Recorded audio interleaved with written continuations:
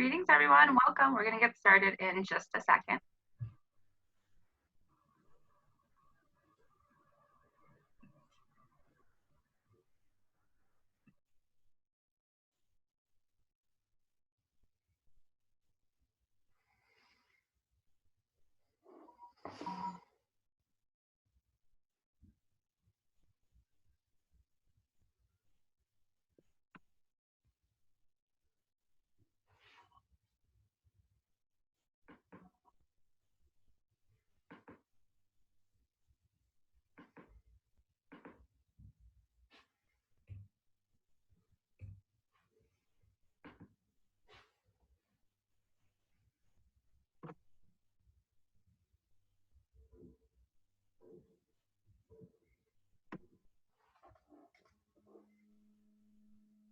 Looks like we still have people coming into the waiting room, so we'll just give it another 30 seconds or so.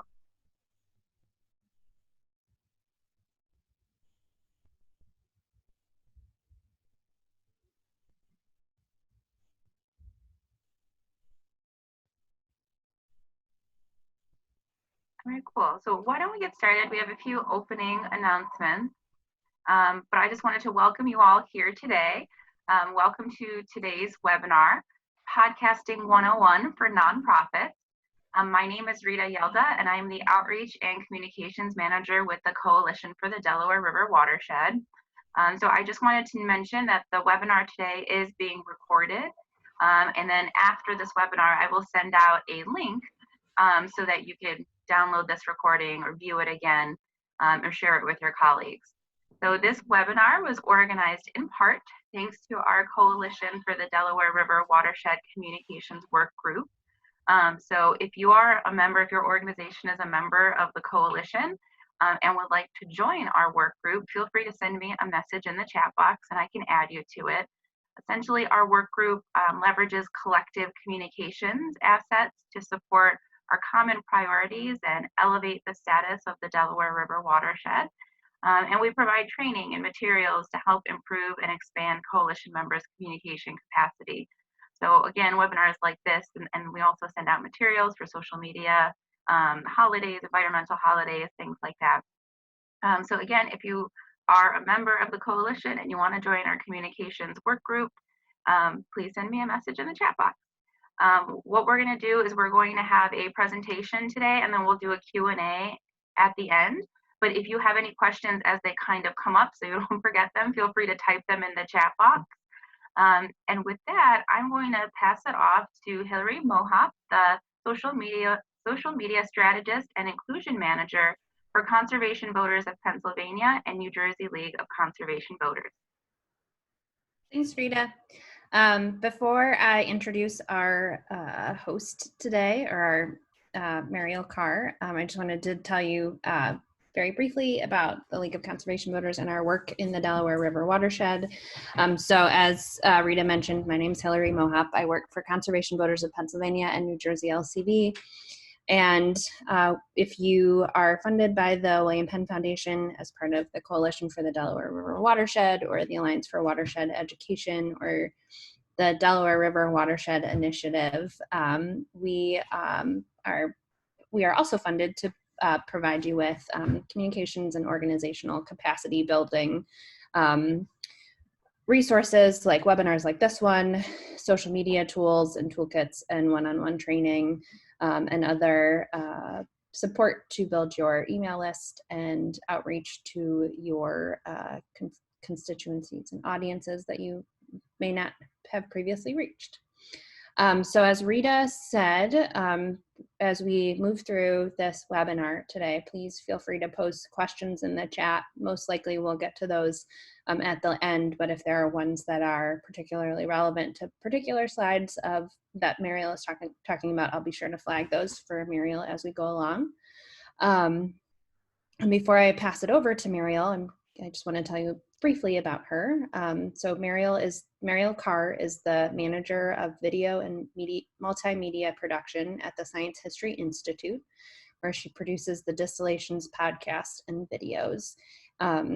She has a master's degree in journalism from the University of California at Berkeley, Graduate School of Journalism, where she studied documentary filmmaking, and she also holds a bachelor's degree in religion from Vassar College. You may have heard some of her work on WHYY's The Pulse, and Mariel has also previously worked as a video and radio producer at KALW Radio in San Francisco and PBS's Frontline. We're really excited to have her join us today. Distillations is an award-winning podcast that is located right in the Delaware River Watershed in Philadelphia. So with that, I'm going to pass it over to you, Mariel. Thank you, Hillary. Hillary forgot to mention that she and I worked together at the Science History Institute, and it was great. And I was so glad to be invited here today and share whatever I can with all of you. I'm so glad to see you all. So I'm going to go ahead and start sharing my screen. Can everyone see that? Looks good? Okay. Yeah, looks good. Great. So So I have given a lot of presentations about what we do at Distillations, but I tried to think through specifically how this could be geared towards making a podcast for a nonprofit.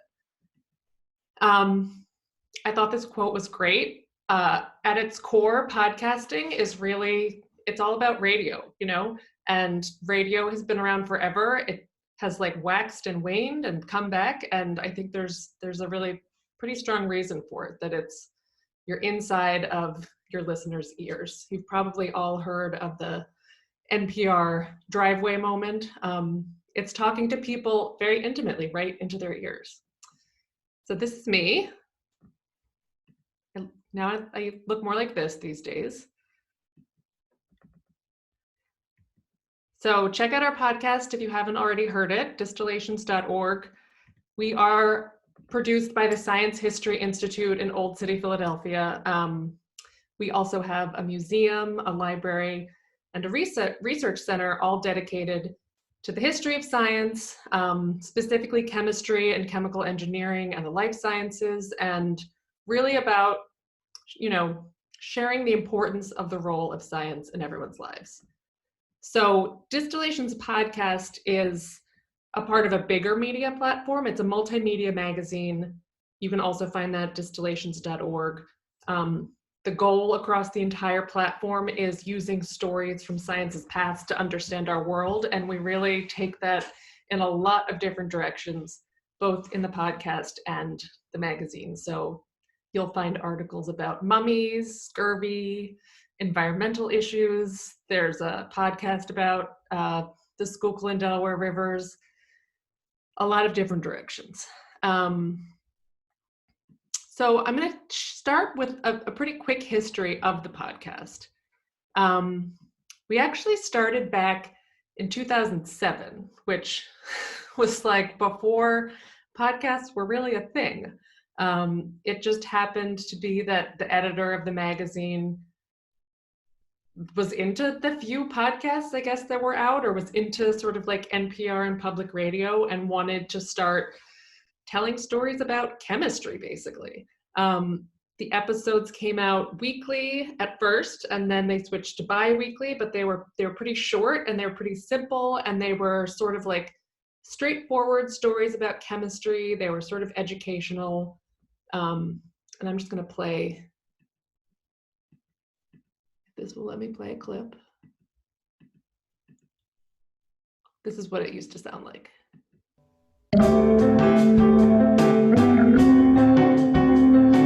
Hello, and welcome to the inaugural edition of Distillations, weekly extracts from the past, present, and future of chemistry. I'm Robert Hicks. Each week, we'll bring you stories on all things chemical, from the air we breathe to the cream we put in our coffee. We'll look back to the foundations of the chemical sciences, explore issues in contemporary scientific fields, and look ahead to future possibilities in the science of matter. This is Distillations. Okay, so flash forward to 2020.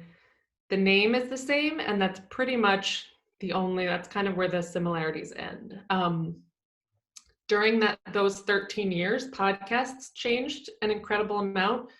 Serial came along in whatever year that was, 2015, 2014, it kind of changed everything. And suddenly podcasts were these like narrative pieces that were like really had like much more complicated storytelling and were like almost like documentaries. So our show kind of took a turn in that direction. Each show now is a narrative story. They're around 40 minutes long as opposed to the original 10. And they do still tell stories that have to do with science, of course, and the history of science, but they're much less specific to chemistry. So I'm going to show or play an example of one of our recent episodes called Collecting Monstrosity. It's a story that is based on the work of one of our research fellows. And what I want to sort of point out is how this is like put together differently and sort of like how the craft is a little bit different. So I'm just going to start playing this. So this starts at the beginning of the episode, but I've sort of condensed the whole intro because it was a little long. So you're going to hear like a couple of like edits. Prologue, a giant in disguise. Russia, late 17th century. Peter the Great's new Russian capital, St. Petersburg, was thought of as the Venice of the North. Today, elegant bridges cross quiet canals. Plazas are decorated with marble fountains and statues.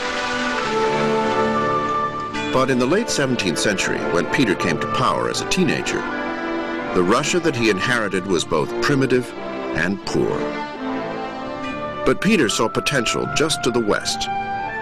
His goal was to turn Russia into a country as wealthy, civilized, and powerful as the great nation-states of Europe. Peter the Great is so smitten with Rouse's creations that he becomes his student and learns the trade. And then he does something kind of wild. Something that Sarah says is one of the more bizarre moments in her dissertation.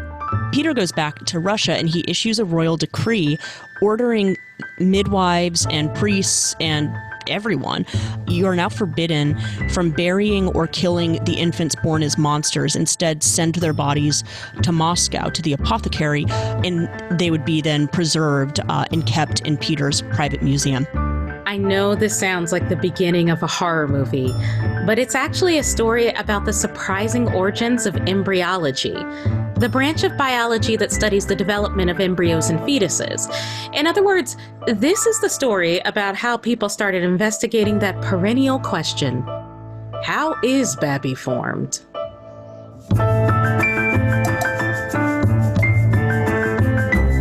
I'm Alexis Pedrick. And I'm Lisa Berry-Drago, and this is Distillations.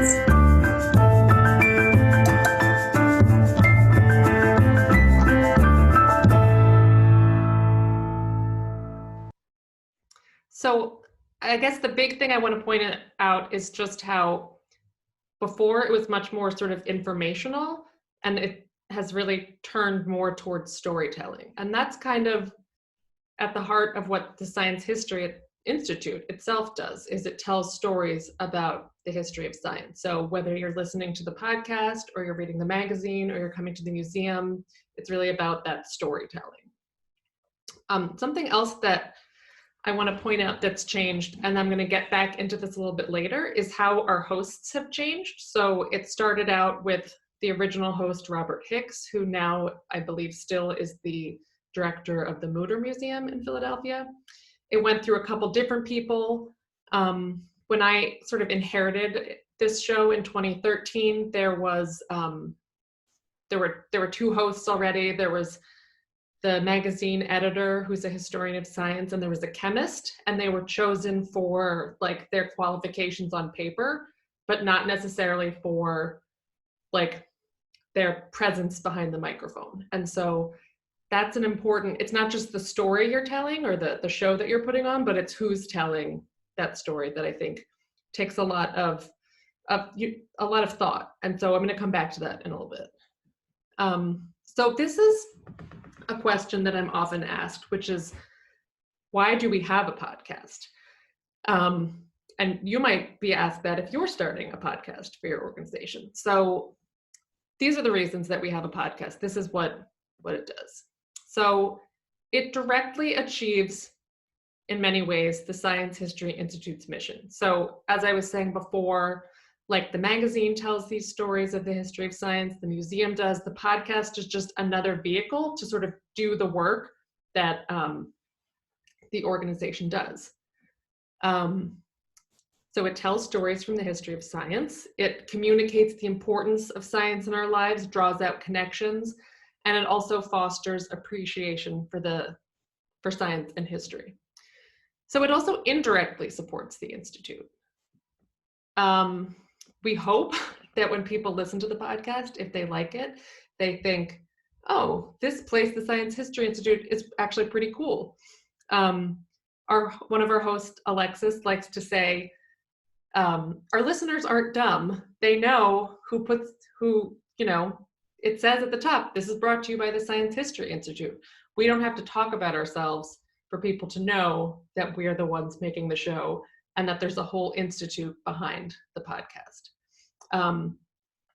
It also is, we hope, fostering that appreciation for the history of science, which hopefully, once someone has that appreciation, if they are not already familiar with the rest of the work that we do, will make them want to check out what it is that we do.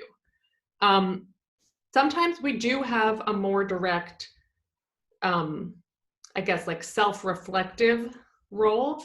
For example, that Collecting Monstrosity episode, a lot of our episodes feature the work of our research fellows. So that really is sort of bringing like the scholarship that is being created at the Institute to an audience. And so it's like highlighting our researchers, it's elevating them, but it's also, translating the work that they do for a broader audience. And sometimes what we do is actually even more direct. And this is less common, but for example, our most recent podcast episode is actually directly tied to an exhibit that we have up right now.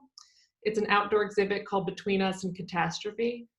That's large-scale portraits of frontline workers from the COVID-19 pandemic. And basically what we did was we created an audio guide to go along with this exhibit. So it's stories of the people that are actually in the photographs, and we turned that into a podcast episode. And so that's more directly connected than what we normally do. But again, it wasn't like a story about an exhibit. It was the stories of the people. It was like using the exhibit and the stories that were already there to tell a story. So how can a podcast help your organization? So I kind of just explained the ways that we do it. But here are just like sort of a summary of the ways that it can help you. So it helps regularly reach your existing audience. I should also add new audience members outside of your building or outside of your website, right? Like you can get them at home, in the car, on the train. Maybe they're across the world in Australia and they're, finding out things that your organization cares about in through a different means. You can connect with that audience in ways that are creative, intimate, like that first quote suggested, and meaningful. And you can get your audience to care about the things that your organization cares about. So this is what the point I was making earlier about someone might not realize they're interested in the history of science, but they are listening to this interesting story about Peter the Great, babies in jars, and suddenly they realize that is the history of science. Excuse me. So here are ways that you can do this. Share stories that are connected to the work your organization does. So I am using Hillary's organization, the New Jersey League of Conservation Voters, as an example. So this organization has a lot of issues that they focus on, right? So from clean water to plastic to climate change. So there's a lot of material to choose from. If I were going to make a podcast for this organization, I would use any of these issues as a jumping off point to think about what stories I could tell. So I came up with a very random example, but maybe there's a climate change story in the area, or not even in the area. I'm assuming in the area because it's New Jersey focused. Like maybe there's a seaweed farmer who's trying to combat climate change by growing kelp. I don't know that this actually happens in New Jersey. I think it might only happen in like Long Island, but maybe there's a story about lead contamination in public schools. So the point is, you want to tell stories about the issues your organization cares about. So like maybe you're interviewing someone, an expert in the field about one of these issues. You can always tie back in, I should mention, like, well, I'll go to the next slide first. So here's what I would suggest not to do. Your podcast should not be a blatant advertisement for your organization. So like I was saying earlier, your listeners aren't dumb. They will know if you brand it properly. Let's say the New Jersey League of Conservation Voters has a podcast. It's called Waterways or something. Your listener is going to know that you made it, right? And maybe you'll say at the beginning, by the way, we have this new thing going on, or we're working on this issue and we want you to do this. But like the whole episode is you're probably not going to want to make that whole episode about it. So for example, maybe you're going to interview a climate change expert, but not like the CEO of your organization, right? So it shouldn't be like that internally focused. Okay, so coming back around to this idea that I was talking about earlier about hosts. So when you're making a podcast at a nonprofit organization, it's not like you're at NPR or Gimlet Media where like you have necessarily all of these people that like are podcast professionals. Although I will say that both myself and my other producer, Rigo Hernandez, do have radio and podcast backgrounds, and that we both went to journalism school, and that is our expertise. Neither of us were science or history people. We were like multimedia storytelling people. But the same is not true for our hosts. So before I get more into that, I had made this video for a rap party we had for our season. So it's sort of silly, but I couldn't resist sharing this just to show you what my team is like. Oops.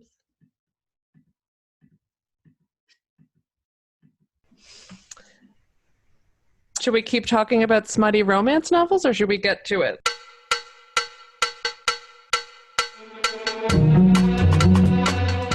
His name was, oh, I'm going to mess this up. If you can say this name 5 times fast, you are probably him. Oh, God. Oh, my God. Okay. I can do it. This is what, like take 5? Take 5. Oh, God, I just cracked my neck. All right, let's go. Let's go. When they drafted their current constitution in 1991, they designated... Take a second. I really don't want to say orbit, but it's the funniest word I've ever heard. Think obituary. That's very serious. Yes, obituaries are not funny. They're sometimes.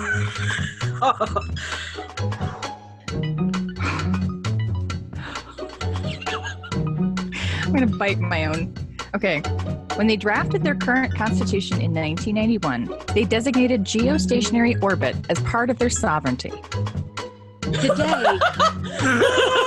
You did it. You did it. Okay, so I just wanted to share that. I forgot to mention that we recorded our whole season like this on Zoom at home with our, mics. The two of us, Rigo and myself, in the corners are, well, I'll show you this picture. So that's Rigo, myself, and Alexis. This is Lisa, our other host. So we're the producers. When we do narration, we're the ones that do the coaching, and then Alexis and Lisa are reading the lines. That was like the last line of our last episode of the entire season. It was very hot outside. It was the summer. That's why we're all in tank tops. And it was just like Lisa could not say geostationary orbit. I also just, it's a funny video, but also it's like helps point out that like they're not professionals, that they're not trained, they didn't go to podcast school themselves. They happened to work at the Science History Institute. And the reason I wanted them to be our hosts, I guess a couple years ago when they switched to being our hosts, was for their sort of stage presence and their public speaking experience and their personalities. That said, so all of that is great. That said, it's not always the most professional experience. And I think that's what happens when you're sort of like putting together a show not with professionals. It also just sort of shows that sometimes creating a podcast, recording lines like that takes longer than you perhaps ever thought it would. Okay, so how do you go about building a team from within your organization if you're going to start a podcast? And the first question that I would ask is, what skills do your colleagues have? So again, like I was saying with our team, 2 of us are sort of producers with backgrounds, and then Alexis is the director of our department, which is now called Public Engagement, which does public programming, the podcast and the magazine. She has tons of experience leading public programs, speaking in front of crowds, telling stories. She was a natural choice. Lisa is a curator in our museum, and just from knowing her and working with her for years, I just knew her to be a very outgoing person who was not shy, who also liked telling stories. I think in many ways I just got lucky that both of them were the people they were and were willing to do it. So all that said is that I think it's less important the sort of qualifications someone might have on paper in sort of the content area, and like how comfortable they are talking and how they sound on a mic. And I think that Alexis and Lisa are just 2 people that like our audience really does seem to connect with, and like they're funny, they make them laugh. Okay, so another big thing to think through is how to pick your format. So as I was saying, our format is very much a narrative show. We sort of weave these stories. It's complicated, it can be time consuming, it's complex, but there's also, as I'm sure many of you know, there's a lot of just straightforward interview podcasts. And we do also sometimes do interview episodes. And those are definitely easier to put together and make a lot more sense for a lot of probably the different kinds of work that your organizations do. And then there are sort of more like reported scenes. So if I always think of like the NPR example of like, interviewing a cook in a diner, and you're like in the diner listening to the sizzling, there's like a whole scene going on. So these are kind of like the 3 sort of like basic styles, and you also can combine them. You can also alternate. And like I said, we do that also. A lot of really popular podcasts out in the world today are that narrative style, but it's hard to do that without a lot of experience. So all that said, once you sort of think about or play around with your formats, no matter which one of those formats you settle on, every sort of story audio podcast has the same elements. And this is something that I took from, I believe, This American Life. I think there's some videos online of Ira Glass or other This American Life producers talking about it, but like these 3 things my producer Rigo talks about all the time. Every time we're scripting or talking about a story, he just goes action, reflection, stakes. These are like the 3 basic things that every story needs. So something has to happen, that's the action. Someone has to reflect on what it meant, that's the sort of feeling, emotion, and then there needs to be a connection to a larger universal theme. And even if you're doing an interview and it's a straightforward interview, it should probably also have this. So I just wanted to play a clip of one of my favorite interviews that we've ever done to sort of illustrate some of this. So this is from a scientist named Gene Likens, who is the ecologist who discovered acid rain in the northeastern United States. I think it took him like a decade to prove it. So it was like 70s, 80s, but we interviewed him for an episode about acid rain, and we really went into it thinking like, this is just telling the story of how, this big environmental issue was sort of solved. But it really there was a big backstory about what it was personally like for this scientist to struggle against like the naysayers, the people that were trying to basically deny acid rain. And it got really personal. So I'm gonna play this clip. It was bad. It was really nasty. I had a contract put out on me. Did I tell you this story before? If so, I'm sorry, I apologize. Oh my goodness, I haven't thought about any of this in a long time. Really painful. So we talked to Gene Likens. He was 80 something when we talked to him, and he was talking about something that had happened decades before, but it was still upsetting to him, and you could hear it. And so that was just felt like that was a good clip to show how that emotion is important. It kind of takes you back to understanding like what it was like to be there. I sort of joke that whenever I interview anyone about anything, part of the question is always like, but how did it make you feel? Not exactly like that all the time, but even when I'm talking to experts, I want to know like, okay, you're being very straightforward, but like, even an expert cares about what they're talking about. Someone who's like sort of on the outside, like if they've generated feelings about the topic. I actually thought of another example from the New Jersey League of Conservation Voters, thinking about like, well, how would that translate to that? And I was thinking like, well, if anyone has ever interviewed a climate scientist, they probably know, I've done it. They have a lot of emotions. A lot of that emotion is often extreme frustration. So like there is emotion even when you're thinking about like sort of otherwise straightforward like expert interviews. Okay, I have another clip. Oops, close my email. Sorry.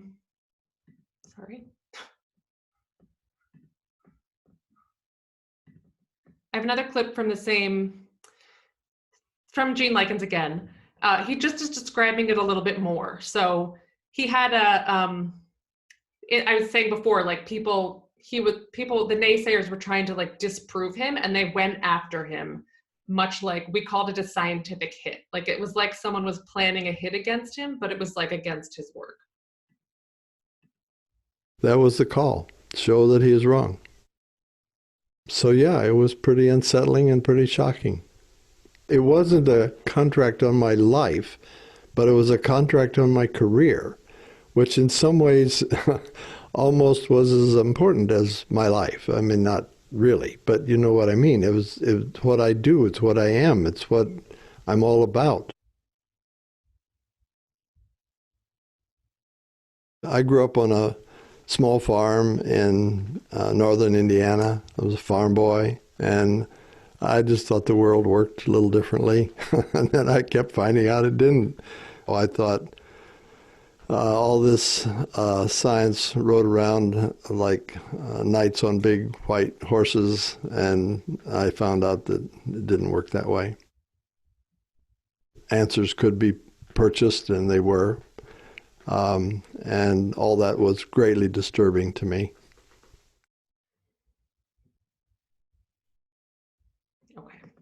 So I've shared a lot of the sort of thinking and the crafting, but what do you actually need to start a podcast if you're going to leave here today and try to start one? So just a disclaimer, I'm not going to go into a ton of detail here, but I think everyone in this webinar will be getting a handout of a list of resources which has things like helpful websites that are really great for the different tools you might need, like archival libraries, places to find software and tutorials. So just, you'll get more than what you're going to see right now. Okay, so what do you need to actually do the recording? The equipment that you need does depend on what kind of show you're producing. So if you're going to be doing an interview show where you're always going to be sitting at a table across from someone, you'll need a different kind of mic than what you might need for doing field recording. So for field recording like this is myself and my host Alexis. We're in Laurel Hill Cemetery, and we're sort of doing like we were recording a scene in a cemetery, but we were also sort of doing like on the fly interview. And so the microphone that you want for something like this, if you're going to be doing any kind of field recording like this, is a handheld shotgun or condenser microphone. So not like what we use to record our narration. So another sort of, I guess, disclaimer here is that like this is all sort of now tweaked in this time of doing everything remotely.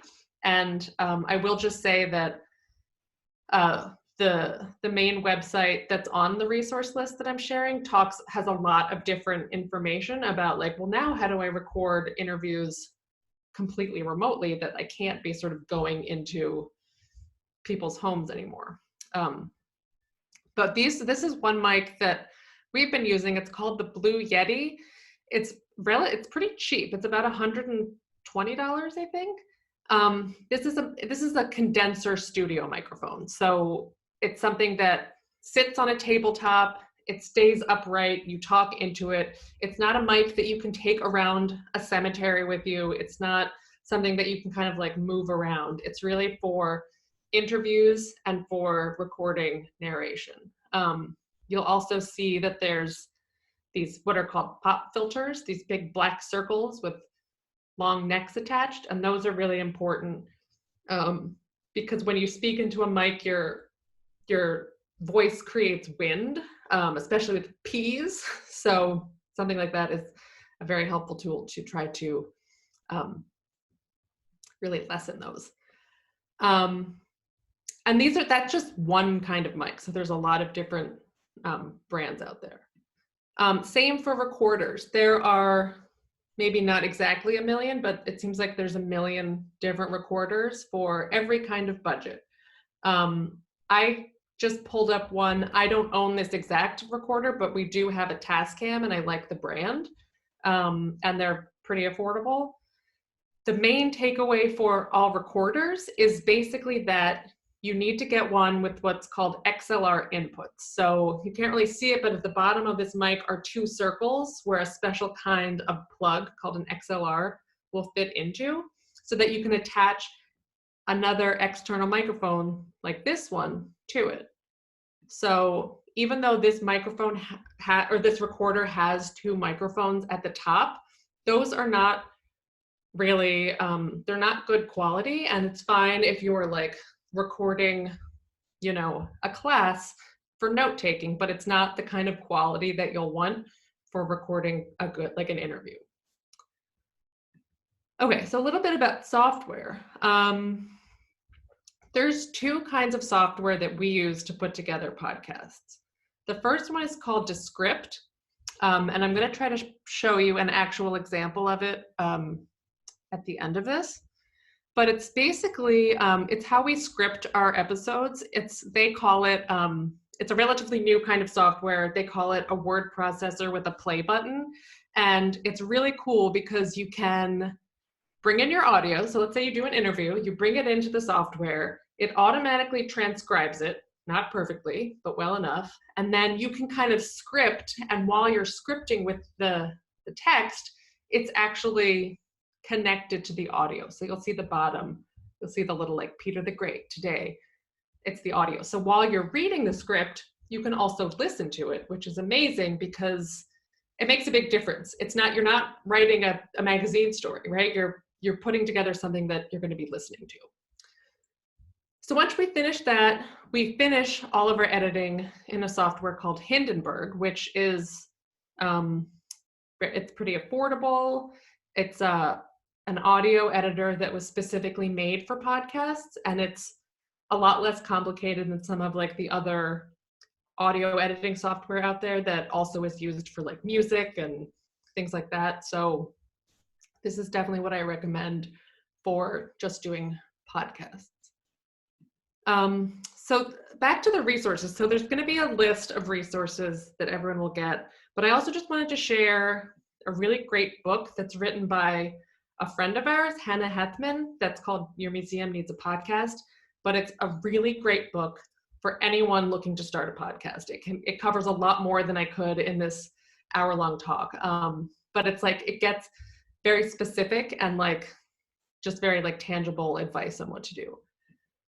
This website, Transom, is on the resource list you'll all be getting, but this is where I go whenever I have questions about like, what kind of mic should I get for this? How do I record a remote interview? How do I set up a home studio? And it has all of that information here.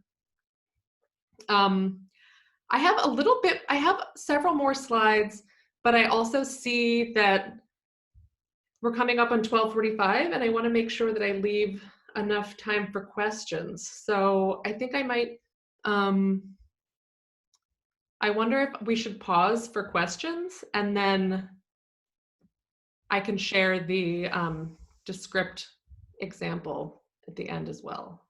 Yeah, let's do that. Great. There are a couple of questions here in the chat that I think might be good to just clarify. So one person asked about how the action, reflection, stakes fits into the like basic three-act story structure that like people who used to writing like stories might be familiar with. Can you say a little bit about that?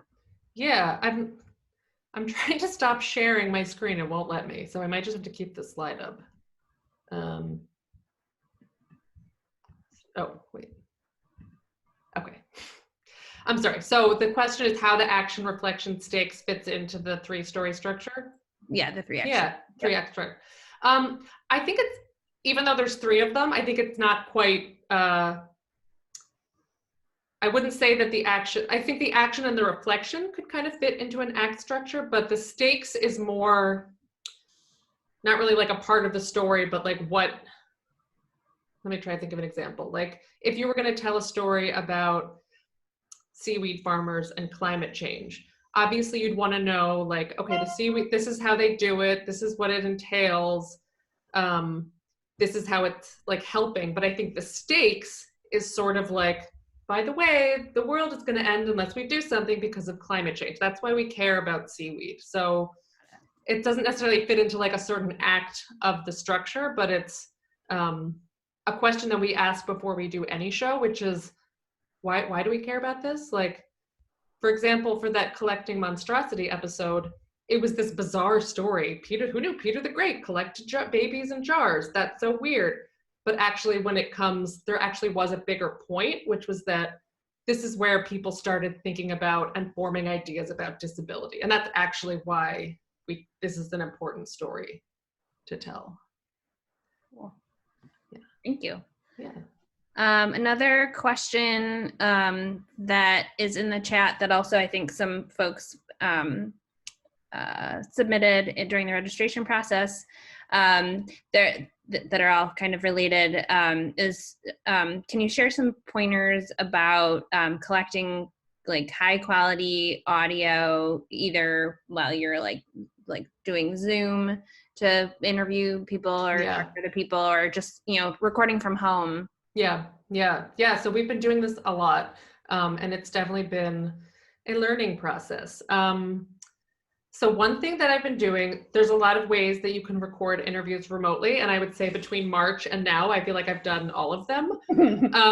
A really easy way to do it is have people everyone has a smartphone now, and most smartphones, I think, have voice memos, and so you can just sort of talk to people they need two phones. They'll either need a landline or you could just do it through Zoom. Yeah, that's how we did it. And then you just you start your voice memos and they hold the phone up to their ear like they're talking on it, but really they're just recording themselves, and then they send you the audio file. So that's a really easy way to do it, and the quality is not bad. What we've been doing, so for this last,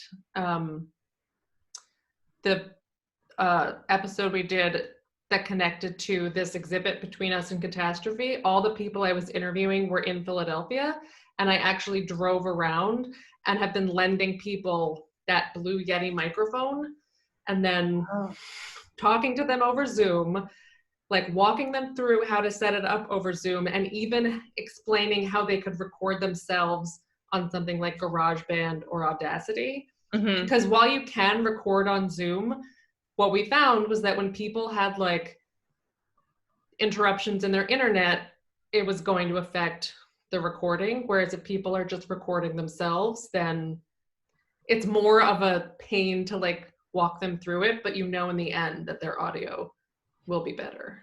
Yeah, and GarageBand is the free thing that's available on Macs, and Audacity is an open source software that is also free. Yep. Which kind of leads to another question that I think is in the chat and also was in registration questions, which is some recommendations for like cost effective platforms for making the podcast available, so that you're reaching audiences effectively, and also maybe sort of also related to cost. If there are particular cost effective like tools that you mentioned, that for a lot of nonprofits there's a pretty small budget for projects like this. So any more specifics on just like recording tools or like software? Recording tools, software, and then distribution tools. Yeah. So first, for distribution, I think the most popular podcast hosting site is what we use. It's called Libsyn, Libsyn. And I think it starts at like $5 a month. So it's definitely affordable. And basically you put your show on Libsyn, and then Libsyn puts it out to every podcast listening place. So it puts it on Apple Podcasts. It can put it on Spotify. It goes everywhere. So that when some people like to listen to podcasts on Stitcher, it goes there too. Some people have there are all these random apps you can get. And when you use Libsyn, it pushes it out to all of those places. So it's definitely there's a reason that it's the most popular one. As far as tools, that Transom website is a really great resource because it does break up like recorders and microphones by budget. So you can find things on the lower end, things in the middle. The two software examples that I shared, Hindenburg and Descript, are both pretty affordable. I forget exactly how much they cost, but something like in the Hindenburg was in the $100, maybe $200 range for a year. And Descript is also similarly affordable, I think. And they're both time saving, so that's right, exactly. That was so Descript was funny to get. I feel like it's been in beta forever, so it's there's constant updates, and it kind of drove our IT department a little bit crazy, but we did make this pitch you don't understand how many person hours this is saving us. So it really was useful. Yeah. Thank you. That's helpful. Yeah. Can you talk a little bit about suggested length for podcasts? Is there a tried and true length that works? I feel like I used to think this question was easier to answer than I realize I do now. I think for a long time there was this 25 minutes or less length. I think that actually there's listeners for every kind of length. There are 5-minute podcasts out there. Back in the days, not that long ago, when people all commuted, apparently the average length of a commute was 25 minutes. So a lot of podcasts were that length. But I think ours go longer, and I think a lot of podcasts out there do. So I wish I had a better answer for this, but what I would say is that if you do put your podcast on Apple Podcasts, which you should, and if you use Libsyn, you will, they have this really great analytical tool which tells you, it's called Podcast Connect, and it tells you not even just how many people are downloading your episodes, but it'll show you things like the average time amount listened. So you can see, oh, people listened to 80% of this episode. That's pretty good. But maybe there's a really long episode and people only listened to 60% of it. And you can start to see like, oh, our listeners are only listening to 35 minutes, whether it's a 35-minute episode or a 45-minute episode. Mm-hmm. So that can help you shape what you're putting out there. And is that the main tool that you use to track listenership and like measure success for your podcast in Libsyn, or is there another tool that you use?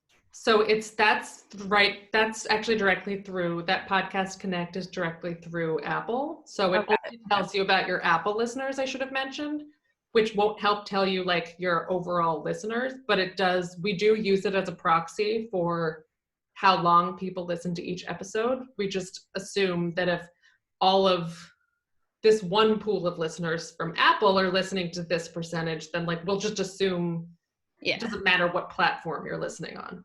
But Libsyn is where that aggregates your stats from everyone. So you can see how many total downloads you got there. Cool. Yeah. Thank you. Yeah. Just a reminder, if you have questions, please share them in the chat so that Mariel can answer them.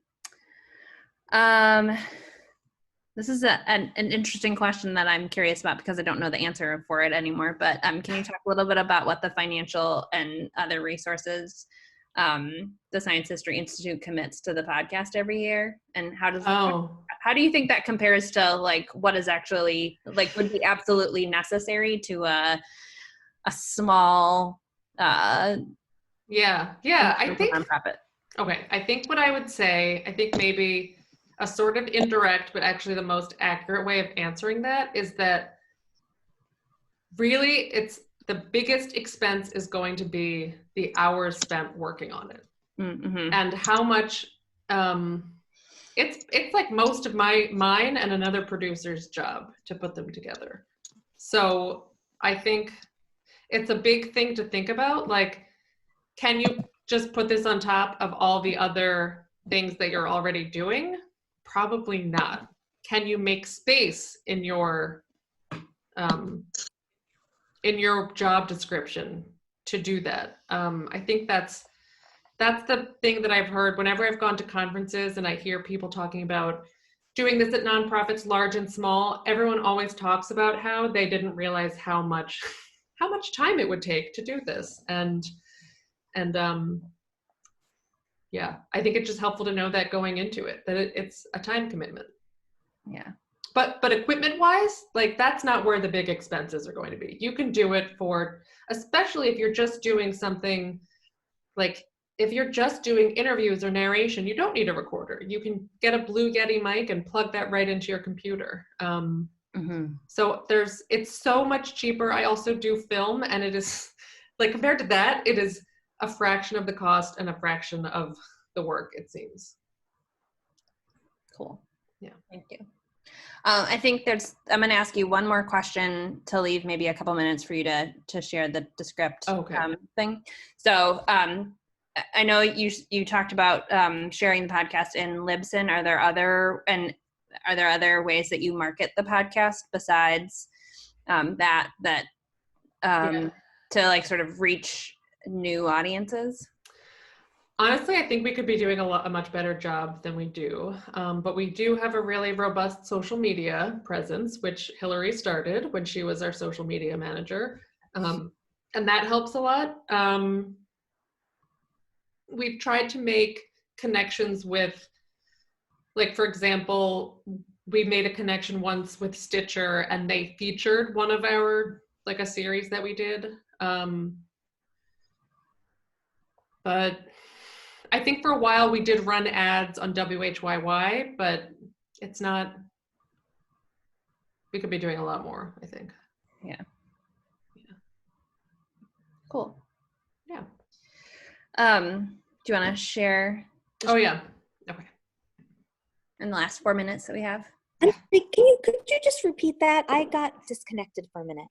Oh, which part? Sorry. Just the last 2 or 3 sentences that you said. About marketing. Yes, we basically do. Yeah, go ahead. Sorry. Okay. We share a lot on social media. We have a pretty big social media following. We've tried to make connections with places like Stitcher is a podcast app. They should get them to like feature stuff sometimes. And we've done some ads on WHYY. But I was also saying like that's not our strongest area, I think, the marketing. It could be better. Okay. Okay, can you guys see my screen? Yes. Okay. So this is the script. So this is actually the script from that episode I was sharing earlier about Peter the Great. And I just wanted to show you how, sorry, it's a little unorganized. All of these are the audio. So this is the raw interview we did with our fellow, Sarah Ray. And so you can see it's the text, obviously, but it's also I work on the tape. history of monstrous birds. Oh, that's a little quiet. In the 18th century. So I just wanted to show you how that worked. And I'm sorry, how do you download after you record the audio through Zoom? So these, all of these interviews we actually recorded back in the days where things were in person. We recorded Sarah in person. Live, and then it translated into text? Yes, so you import the audio into this program, and then like a few minutes later, you have a transcript, which has like really weird punctuation, and it transcribes things weirdly, but yeah, it does it, a computer does it. Okay, and what's that tool? Sorry. Yeah, so this is called Descript, and this is something that you can get a license to. I don't remember the exact cost, but it's not very, I think you pay monthly. I think they have a nonprofit rate, and then like if you go over a certain amount of transcription, then they charge you like a low fee per minute, I think. So I just wanted to show you what it sounds like in here. You guys heard the intro before when I played it. And you can see the audio at the bottom. Peter the Great's new Russian capital, St. Petersburg, was thought of as the Venice of the North. And then what's really cool is that, so you can edit in here. So I'm just gonna make a random edit, and you'll see that so look. Peter had the perception of the Russia that he had inherited being scientifically backwards, and he really wanted to like bring it up into the modern day. So as I'm like listening, like let's say I'm like, okay, we don't need that. It's editing the audio as you're editing the script. Peter had the perception of the Russia that he had inherited being scientifically backwards. So he was particularly interested. So I just wanted to show that it has been a huge time saver for us. I highly recommend it. And yeah, like once you finish editing your script, they also have a rough cut of your podcast, which is great. That's amazing. I feel like I just watched you save like $1,000. I know. I feel like I'm like paid by this software to go talk about how great they are, but I'm not. They're just actually very great. Yeah. No, it's amazing. Yeah. So it is 1:00. So I'm gonna just pass it over to Rita to close us out for the day. Thank you so much, Mariel. Yeah. Thank you so much. Yes. Oh my God. I learned so many things. Thank you, Mariel. And thank you, Hillary, for helping to put this webinar together. You will all get a link to a recording of this along with the resources that Mariel has put together. And thank you all for being part of this today. Thank you. Thanks for having me. Bye, Thanks, everyone. everyone.